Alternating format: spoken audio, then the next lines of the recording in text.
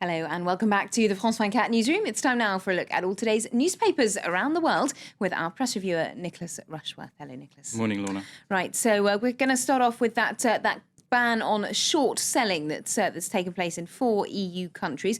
And it comes, of course, against a background of global markets fluctuating wildly over the last few days. So what have the papers been making of that?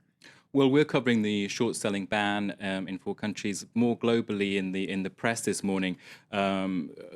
The roller coaster ride is getting massive coverage. I spotted this first off in the USA Today international version, and it's a fairly forlorn cartoon of you and me sitting in front of the telly watching it all, and an American couple look down at their daughter who's popping pennies into a piggy bank and saying, well, she's doing better than my 401k, which is their retirement savings account. More grimly, I saw another cartoon in the Dar Al Hayat, which is the pan-Arab daily based in London. And there, as you can see, it shows a famine victim eating the ink of that graph, the graph showing plummeting indices in the world markets. Pretty horrible stuff. Yeah. The International Herald Tribune is looking at the global situation financially with an editorial summoning the will for economic growth. Now, it says that the focus in the United States and the European Union at the moment is all about cutting budgets, reeling in those deficits, and that, it argues, is misguided and could lead to another recession. Of course, the big fear, the word is on everyone's lips, is double-dip recession at the moment. Now, the editorial points out that developing countries are forecast to grow by 6.5%, and those countries account for half of the world economy.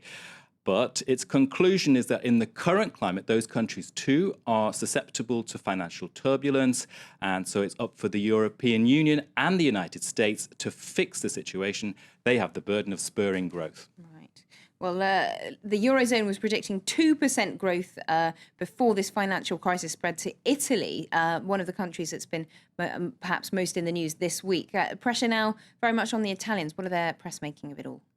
The Corriere della Sera is reporting that Berlusconi's coalition partner, the maverick politician of the leader of the Northern League, Umberto Bossi, is, along with others, demanding to see a letter from the European Central Bank, which makes further austerity in Italy a condition for propping up their economy.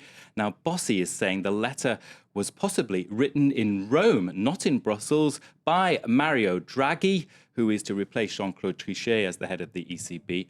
All, of course, part of internal domestic politics in Italy. The Guardian, too, is reporting on that, Bossi's comments, and the headline there, ECB accused of trying to throw out the Italian government.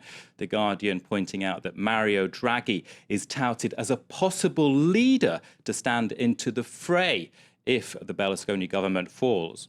All right, well, let's stay with the UK papers there. The Guardian, of course, one of them. Are the riots in London and other cities, are they still dominating the press there? There's page after page of it, just goes on forever, reams of the stuff. The photo that stood out for me was one which showed the paparazzi tracking down the looters and the rioters. You can see there the prison van, and that is outside Westminster Magistrates Court. The Sun and lots of other papers are leading on this story. Chelsea Ives, Olympics girl is London riot yob. Now, she's 18 and an athlete promoting the sport in the run-up to the Olympics, and her mum saw her throw bricks at a police car on the telly and shopped her to the police. And she was one of the people in the Westminster Magistrates Court in the last few hours. And mum saying, it's unbelievable, but I do love her, and look at what she's done. These riots have cost people their jobs and even their lives. OK, well, thank you very much indeed, Nicholas. No doubt we will see more coverage of those riots, more perhaps hand-wringing about what caused them in the days and weeks to come. Thanks very much indeed for that look at all today's top newspaper stories. And that's just about it from us for now. Thanks for watching, and do stay tuned to France 24.